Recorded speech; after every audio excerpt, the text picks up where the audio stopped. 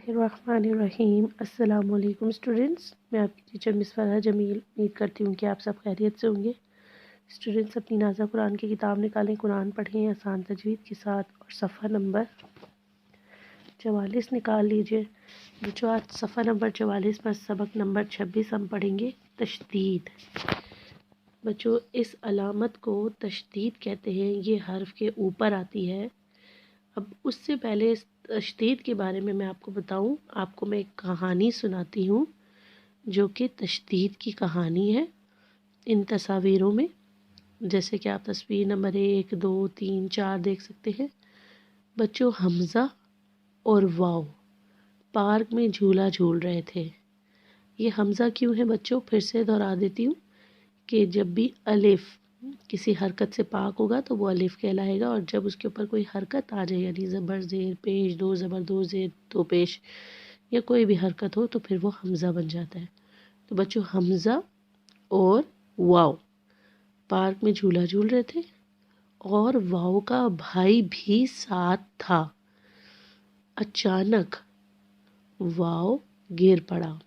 अचानक वाव झूला झूल रहा था, अचानक वाव गिर पड़ा और उसकी टोपी, देखिए पहले इस पे ज़बर था, उसकी टोपी टेढ़ी हो गई, उस पे जज़म आ गया और बुरी तरह से टेढ़ी हो गई। तब हमज़ा नीचे आया और हमज़ा ने फ़ौरन वाव की मदद की और साथ ही वाव का भाई भी उसकी मदद को पहुंच गया और इस तरह से ये बन गया। यहाँ बच्चों, आपको एक चीज़ समझनी होगी कि यहाँ पर दो वाव थे।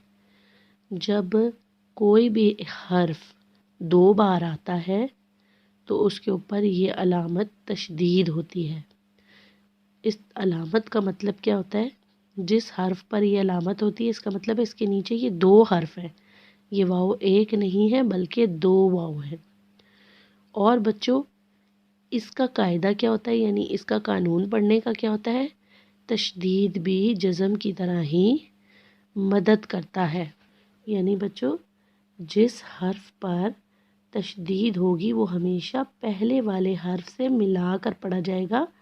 शद सकून की तरह मदद की अलामत है। ये शद होता है, इसे तशदीद भी कहते हैं और शद भी कहते हैं। ये सकून यानी जज़म, ये जो जज़म था इसकी तरह ये भी मदद करता है और इससे पहले जो हर्फ होता है उसके साथ मिलाकर इसे पढ़ा जाता है।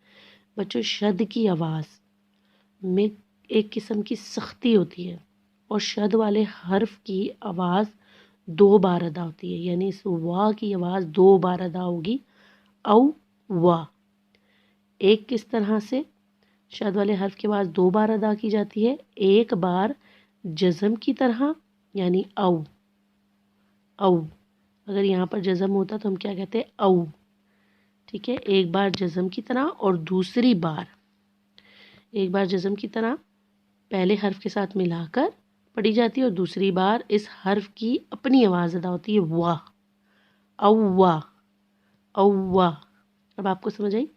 पहली बार इस वाव को इस हमज़ा के साथ मिला के पढ़ेंगे औ, और दूसरी बार इसकी अपनी आवाज़ वाह, औवा। इस हर्फ की आवाज़ इस तरह से अदा होगी जैसे औवा। जैसे बच्चों मैंने ये हर्फ लिखा है हमज़ा ज़ेर इन्ना, पहले हमज़ा के साथ मिला के इन ना, एक बार हमज़ा के साथ मिला के नून की आवाज़ इन, दूसरी बार अपनी आवाज़ ना, इन्ना, इन्ना।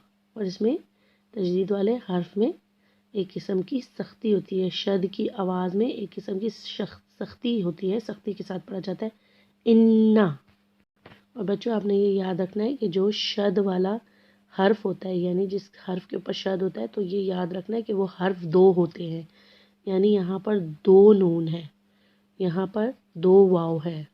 ये आपने याद रखना है। अपना बहुत ख्याल रखिएगा। अल्लाह हाफिज़।